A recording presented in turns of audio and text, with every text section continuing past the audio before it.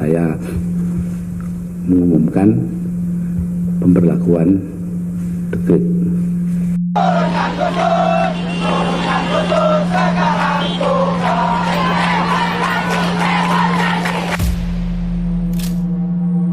Sebuah konferensi pers digelar.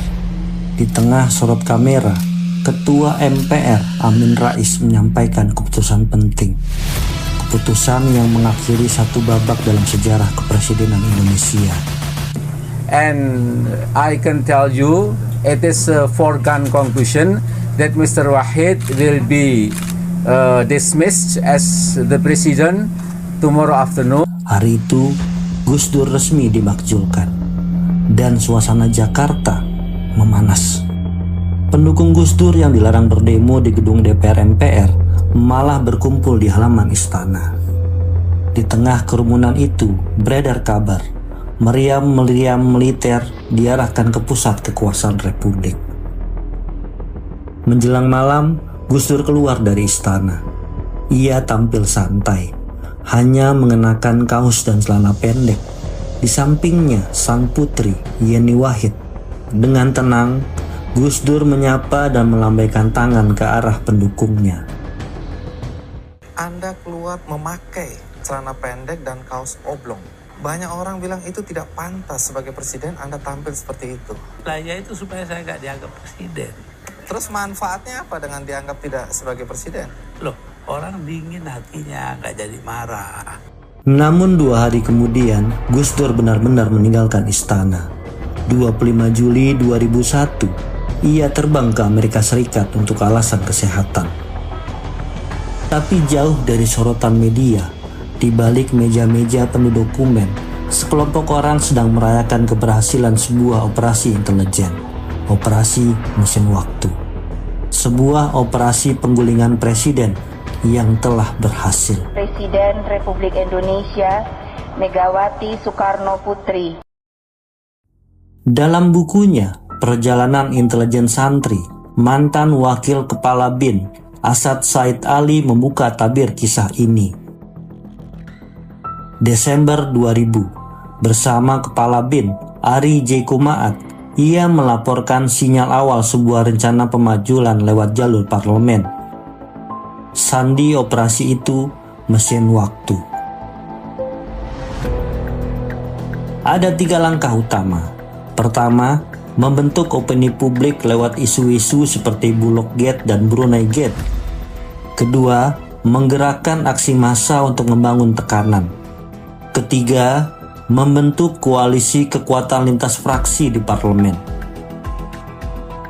BIN mencatat ada 7 tokoh di balik skenario ini, tapi identitas mereka tak pernah dibuka ke publik. Gus Dur awalnya menilai ini sebagai dinamika biasa dalam demokrasi, tapi ia tetap bertanya, siapa yang cukup kuat untuk menjatuhkannya? Jawabannya jelas, dukungan Megawati Soekarno Putri dan Amin Rais menjadi kunci. Tanpa mereka, tidak akan ada pemakzulan. Namun Gus Dur yakin, keduanya tak akan menyusahkannya. Tapi kenyataan bicara lain. Amin Rais ternyata sudah sulit berkomunikasi dengan Gus Dur sejak bulan kelima masa jabatannya. Begitu juga dengan Ketua Umum PKB Matori Abdul Jalil. Komunikasi Gus Dur diputus. Bahkan keluarga dekat Gus Dur pun tak bisa menghubunginya. Fax yang dikirim tengah malam tak pernah sampai ke mejanya. Pertemuan rahasia dengan Amin Rais di Darwin bocor ke media. Situasi di istana menjadi emosional. Padahal Gus Dur sendiri sebenarnya ragu. Namun entah bagaimana, dekret itu tetap dikeluarkan. Dengan berat hati, selaku Presiden Republik Indonesia maupun selaku Panglima Tertinggi Angkatan Perang Indonesia, saya mengumumkan pemberlakuan dekret. Dan itulah awal kejatuhannya. Freeze the MPR, People's Assembly, and the DPR or the Parliament. Then secondly, the decree also freezes the Golkar Party until the the decision of the Supreme Court. And then the other decree is that the president want to have a snap election. We believe that this is against our constitution. There is no right whatsoever for the president to make such a decree.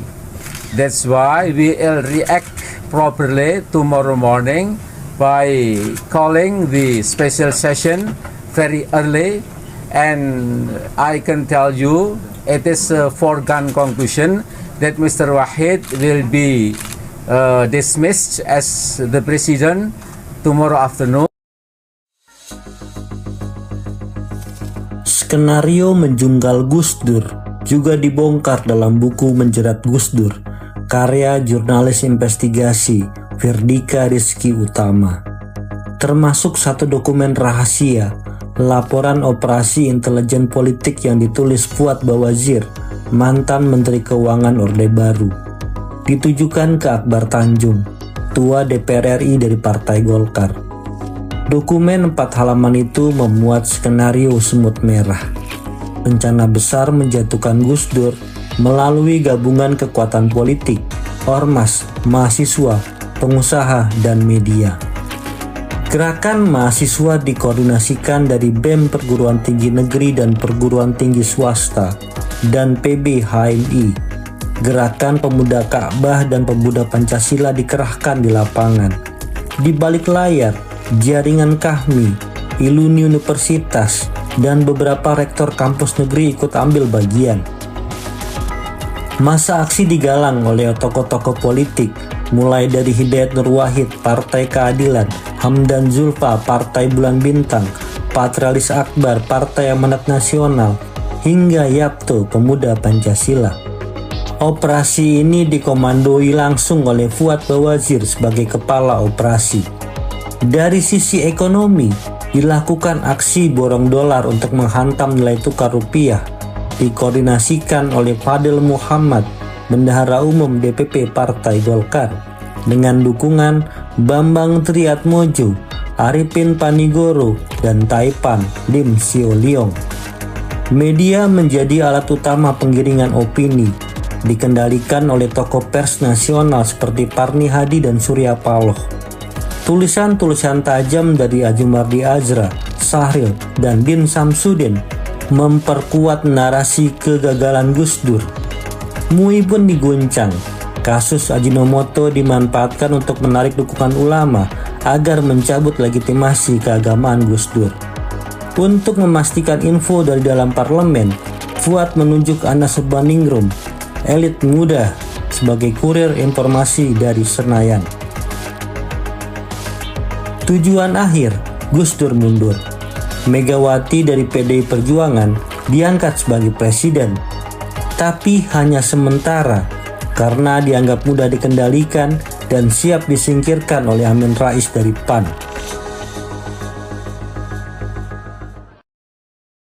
Sebelum benar-benar lengser, Gus Dur sempat mendapat berbagai tawaran kompromi, mulai dari pelimpahan kekuasaan kepada wakil presiden hingga skema kabinet 4 kaki, poros tengah, PDIP, Golkar, dan TNI. Semuanya ia tolak. Penuturan Asad Said Ali memberi kita satu kesimpulan. Bahkan yang terjadi di tahun 2001 itu bukan sekedar dinamika politik, tapi sebuah operasi, senyap, terstruktur, dan sistematis.